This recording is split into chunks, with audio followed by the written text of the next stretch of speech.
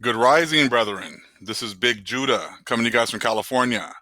Before I begin, give all praises to the Most High, Yahweh. Acknowledgement to the earthly mother, who is wisdom, who is the Holy Spirit. Acknowledge Yahweh Shai. I pray that the Most High blesses this lesson today, gives our knowledge and understanding of the events of the past, in order to understand the events that are currently happening on the earth, so that we may get a much better understanding of the events that are soon to come on the earth. It's amazing to see how we need to think about how the Most High is raising up his people in these last days. That's why I'm talking about how I'm praying that we're having a good rising as a people, as opposed to the time of mourning that we've been in. The Most High is quickly switching the mourning from his chosen seed to the other nations. As you're just looking at the news and how things are just progressing and how everything just seems to be falling apart, and how they just set up these fake things in the news to watch to kind of keep people's minds off of how everything around them is collapsing. I don't even pay attention to most of the stuff in the news, because a lot of it is just things made up to keep people away from what's really going on. As we continue to exist in these two realities, we're going to get into some of the tactics that the enemy or the adversary has been using, and it is nothing new under the sun. And these same tactics are being used even till today. It all stems from the priesthood of Mahan and the covenant between Cain and Satan. It all starts then. Once we've been blessed with this knowledge and understanding, then we know what to look for as far as patterns are concerned. And it's always about deception.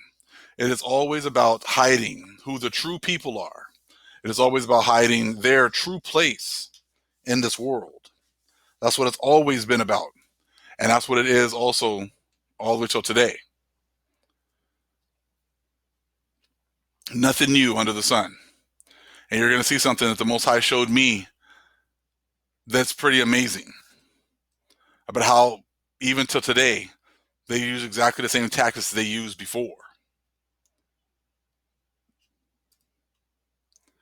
When I brought out the book of Lamech of Cain, many people don't realize that both lines of Adam here used many of the same names, or names that were very similar to one another. So if you don't know exactly which line we're talking about, it's easy to get confused. But if you look at Adam there, then you look at Abel, who was slain. Then you take a look at Seth's line on the right. Actually, let's look at Cain's line first. He had the son of Enoch, Irad, Methusael, Lamech. Okay, and then he had two wives, and he had Jabal and Jubal, and Zilha had Tubal Cain and Naamah. Now, when you go to the right, you got Seth, Enos, Canaan, Mahalaleel, Jared, Enoch again, Methuselah, let's see how close it is to the other one, and Lamech, same name here again.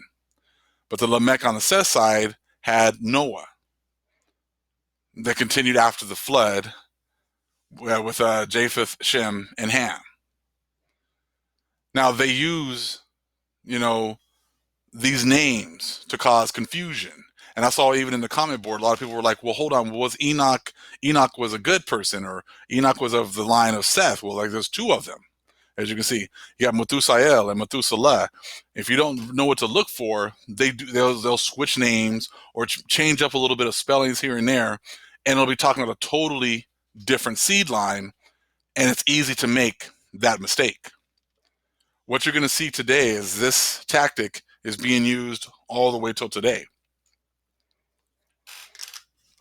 It's going to be a little tiny little shift, and all of a sudden you're going from one seed line of Cain to another seed line of Seth.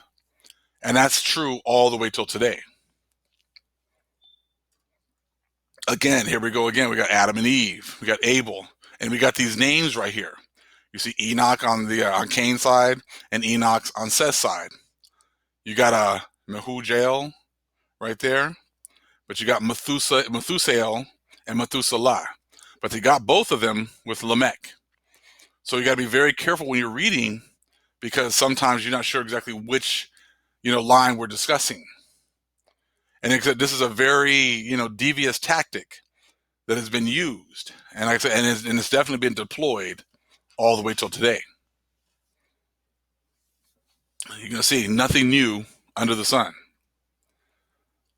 This is how they do it today. You hear all the time talking about Semitic, anti-Semitic. These are the Semitic people, So when you're hearing about people that are being Semitic, you're thinking about the Jewish people. But we always know in the Bible it was Shem, not Sem. So we were talking about where would be Shemitic. So right here you got two words. You got one who's talking about being Semitic, and you got one group as being Shemitic. Just like they did before. Two different seed lines, very similar names. They did that back then. They're doing exactly the same thing today. Now it says Semitic and British English. Well, we know that Britain and English is a relatively new language. So if you want to hide something, you'll make it seem like it's something that's already happening, thousands of years ago.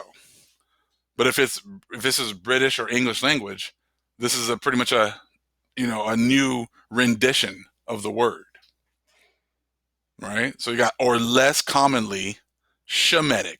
So you got Semitic and British English, or less commonly Shemitic. So already trying to downplay the side of Shem. But if you read the Bible, it talks about Shem all throughout the scriptures. But here, in this definition, they are trying to minimize the Shem aspect. Let's take a look at the noun there. A branch or subfamily of the Afro-Asiatic family of languages that includes Arabic, Hebrew, Aramaic, Amharic, and such ancient languages as Akkadian and Phoenician. So it looks like Shem is somehow connected to an Afro-Asiatic family of languages. So we already know that that's talking about people of color. But then we got Semitic and British English. So we're talking about Semitic, that sounds like it's more going to be Anglo. Some kind of an Anglo rendition of the word. So now we have two words and we have two different lines, which is exactly what we have today. This way you get your Semitic being your European Jewish ancestry, and you get your Shemitic being linked in with the Afro-Asiatic family of languages. So now, as you can see, we have two different lines playing off of the same words. Same thing here is what's going on right here. You got Lamech, you got Enoch, and you got a couple of words here, Methuselah, Methusael, almost the same kind of thing, but slight tweaks. But it makes an absolute huge difference as to who you're talking about. So right here, the Shemitic side is pretty much just ignored by the vast majority of the world. The vast majority of the world aligns itself with the Semitic side, or the British or the European ancestry or European line, and they just ignore the Afro-Asiatic line pretty much altogether. They act like it pretty much doesn't exist, which is pretty much what they've done with absolutely everything. Now, as we got this understanding, let's continue. Two lines, words are pretty similar, but that one letter makes a huge difference between what line of Hebrews are we talking about here. Now, let's take a look here at 1 John 4. Beloved, Believe not every spirit, but try the spirits, whether they are of the Most High, because many false prophets are gone out into the world. Hereby know ye the Spirit of the Most High.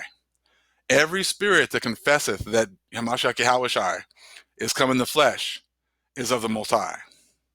And every spirit that confesseth not that Hamashiach Yahushai is come in the flesh is not of the Most High. And this is that spirit of antichrist. Wherefore ye have heard that it should come, and even now already is it in the world. See, this antichrist spirit has been in this world all the way from the time of Cain. That's why it says it's already here. But see, this spirit in this world has to hide itself. It has to make people think, well, that antichrist spirit is going to come in the future. It's not already here. You're good now. That antichrist spirit is going to come in the future. So don't worry about what's happening right around you right now. Don't look at how everything's falling apart right now. Don't look at how all the morals and everything else is just seems to be out of this world. Don't look at that, because the antichrist spirit isn't here yet. It's coming in the future. Now, if you look here, you got two spirits. You got one spirit that is of the Most High, and you have one spirit that is of the Antichrist. See that? So now go back. Right here, you have two lines, two spirits. One spirit is of the Most High. One spirit is of the Antichrist, just here. Except the Antichrist makes it a point to try to hide himself and look just like the people of the Most High. So you got their names right here.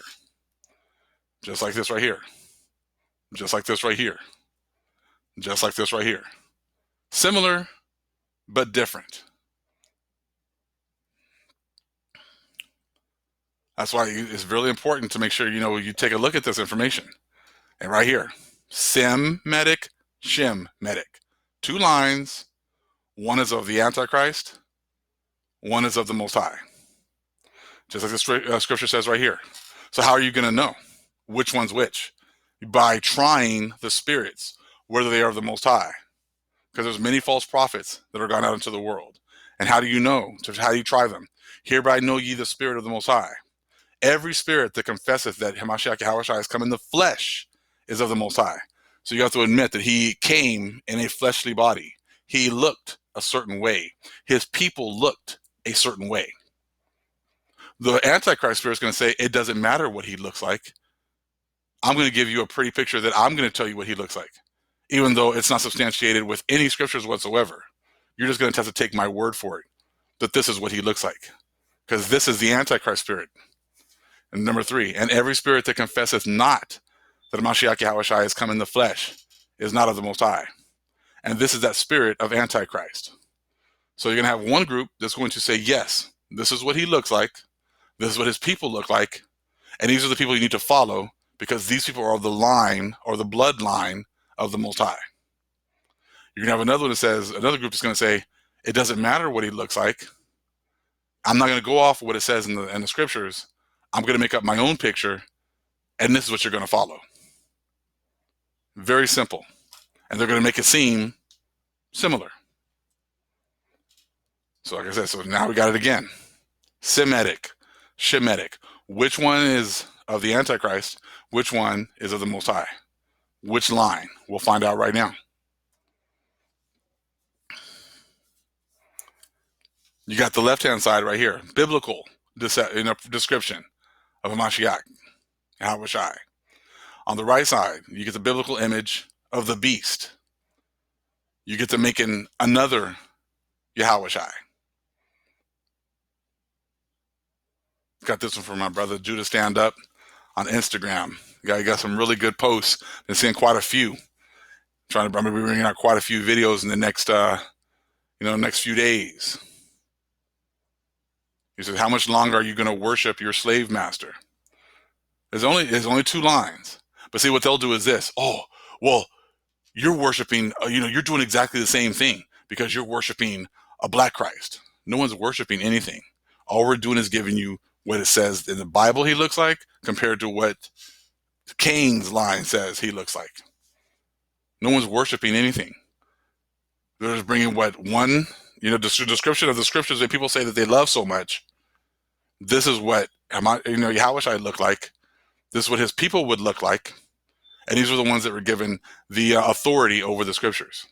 Now, we also understand that there are many people who look like us that have made a covenant with Cain as well. And they're being used because now at the end, very few people are taking these Gentiles seriously because of their game. The jig is up. So now they have to trot out people who look like us that are, that have pretty much taken, that covenant with Satan and trot them out. No different than when in the Christian church. No different than the Catholic Church. What you see a lot of times with Catholics, though, is they don't get a lot of Negroes to be priests. They go and get Hamites to be priests, and they think that just any black person will do. We'll just, anybody who's has black skin like us or brown skin like us, we'll just follow anybody because they just say somehow they think we're stupid, I guess. So just trot this Hamite out here and let him go ahead and lead them for a little while. But the message doesn't change. Just the person who delivers it changes. That's all. It's just pushing that Catholic universal doctrine. Doesn't matter if the priest looks any certain way, he's still pushing the same doctrine. Like this one too. Glocktober, huh? I'm going to tell my kids that this, the devil, the Bible speaks of. Again, measure lines. Cain, Seth. Cain makes up his own stuff, makes it up as he goes. He glorifies the curse or the mark of Cain. That's what he's doing. He got marked. His forefather got marked with leprous skin. So he just took that leprous skin, instead of making it a bad mark or a mark of evil, he flipped it and made it a mark of good. Made it a mark of the Most High. Like it says, the devil says he's going to be worshipped like the Most High. Well, Cain was marked with leprous skin. So instead of making it an evil thing, he flipped it and made it something to be worshipped, just like he said he would. And they've done such a good job that people actually think stuff like this. Are there any black people in the Bible? Because they have flipped it so much that, people don't even think that there's any black people in the Bible, even though the vast majority of the world are melanated people. But all of a sudden, there's no melanated people in the Bible because they've done such a good job with the lie. They pretty much erase our people out of the scriptures, just like they said they would. Just like in Psalms 83. They're going to pretty much obliterate all knowledge of us out of the scriptures, out of the world. That's exactly what they've done. And that's why you got people thinking like this. Are there any black people in the Bible? Because the line of Cain has been in charge for such a long time. And he's gone out of his way and done a great job of destroying our memory out of the scriptures. And then if we bring up anything about color, they try to flip it and make it seem like we have the problem. The color doesn't matter. When color has done nothing but matter to these people as they flipped everything and elevated the curse or the mark of Cain to be some kind of some godly thing that we should all aspire to. That we should this mark of Cain should be something that we should all bow down to.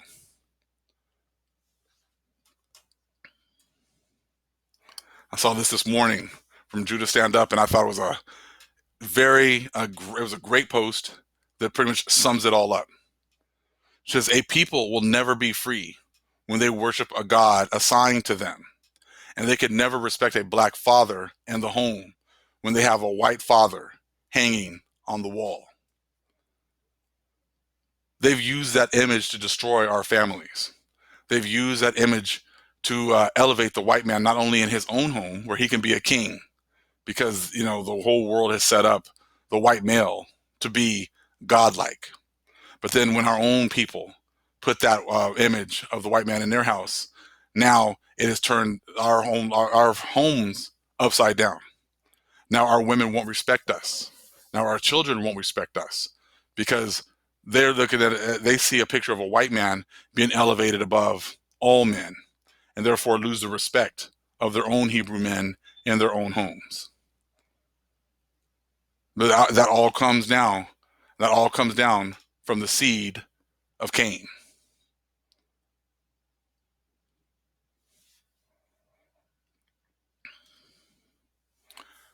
So here, we were robbed of our name, robbed of our language. We lost our religion, our culture, our power. And the seeds, right here, the priests of the seeds of Mahan were the ones that did it. As you can see right here. Again, glorifying the curse or the mark of Cain and bringing our people down to the bottom. Just like the Most High said he was going to do in Deuteronomy 28, he was going to make them the head and us the tail. That's exactly what has happened right here. And these priests of Mahan were instrumental in doing that. But that's why I opened up our video here with good rising, because our people are now rising out of these lies, rising out of the pit through the power of the Most High and through the power of the Holy Spirit who has been sent to awaken the chosen elect of the Most High. So since they did that by elevating themselves, again, a people will never be free when they worship a God assigned to them. Caesarea was assigned to us. Caesarea was forced upon us. Okay? And they could never respect a black father in the home when they have a white father hanging on the wall. Like I said, Cain and the priests know exactly what they're doing with their father Satan. They knew exactly how to destroy our families, destroy our people. And now the Most High is pretty much, finishing up our punishment and taking these curses and switching them over to them, switching them over to the adversary and his minions. Now we're getting much more clarification on the truth and what's really going on. And it's a beautiful thing for us, but I'm sure it's a very disheartening and very scary thing that is happening to the other nations right now as they see us rising. And what you can see with us rising is the whole world is just trying to ignore what they are seeing. That's their MO. That's what they always do. They ignore the truth. They're ignoring the truth today. And what they're doing is, when they don't have truth, they can't speak on truth. So they must entertain you some other way. So what they do is they make fake arguments, fake conflicts, like Democrats and Republicans who are always fighting on opposite sides, but they're working towards the same goal, the destruction of our people. It's like churches. They set those up. Catholic Church, Christian Church, going at it, fighting with each other. But they're both complicit, and they both have the same goal, which is the destruction of the true Hebrews and keeping them dumbed down and not knowing who they are. When you see Mormons and Jehovah's Witnesses and all these different groups, Baptists, Presbyterians, Methodists, they pretty much are set up to have fake conflicts with one another in order to keep the world in this drunken stupor that it's in and never realizing the truth. So just like you have now, you have these countries that are constantly, we're going to fight, we're going to do this. You had America, you had Russia, who were enemies, but we know behind the scenes that they've been allies the entire time. You got all these countries who are in the media, they look like they are enemies, but behind the scenes, they're working together to continue to destroy the children of Israel. And even this awakening has now pretty much just devolved into the exact same thing. Well, let's just get together and have a debate, or let's get together and have an argument. Let's get together and just have a discussion. And what exactly is that going to do? As opposed to teaching, it's always about some kind of conflict. My group is better than your group. My breakdown is better than your breakdown. You see, it's the enemy always does the same tactics over and over again. If you're going to have a fight, you got to try to hype it up. If you're going to have a boxing match, you just have to hype it up. If you have a UFC match, these guys before the match have to just hype it up and act like, their group, or their fighter is much better than the other fighter. It's exactly the same thing. It's no different than sports where they hype up a basketball game or a football game. The game might only be 2 or 3 hours, but the hype for it might take a week. A hype for a fight might be months. Same thing with this truth. Instead of teaching and growing, it's all become about just having a conflict, wasting your time, keeping you from following the truth. See, I don't work in pairs. I don't need Batman and Robin. I don't need to try to fake some kind of conflict in order for people to want to watch this channel. They come to this channel because they're looking for truth. They're not coming to this channel for entertainment. They're not coming to this channel for conflict, because that doesn't get anything solved. That doesn't get us any closer to the Most High. And that's just something that I've seen happening for years, even in this Hebrew walk, in this Hebrew awakening. I thought it was about getting closer to the Most High. I thought it was about learning and getting our knowledge and understanding back. That's what I'm about. So like I said, I don't need some fake controversy in order to have an argument in order to get people to watch this channel. That's not what this is about. This is about us coming together as a people, because we have plenty of conflict. Everyone is already against us. If you're in this truth, everyone is against you. You see what I'm saying? So I don't need fake conflict. I get conflict every day. I get conflict from demons that are coming every day, trying to keep me from studying, trying to keep me from bringing this information out. I don't need conflict from brethren as well.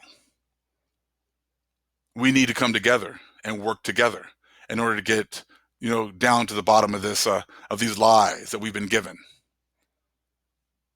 And it's been a blessing because the Most High has brought plenty of people in to help out with direction, and it's just been a beautiful thing, because like I said, we're moving from just learning to application, applying this knowledge and understanding that we've been given, learning how to pray together in order for the Most High to move. That's how Moses was allowed to do many of the great things that he was able to do. It wasn't just because of him. It was also because the people were working together in prayer in order to support the priesthood. And that's, as a people, was something we need to do. Concentrate on coming together as a people. And that's something that, as you can see, the enemy and the adversary has never wanted.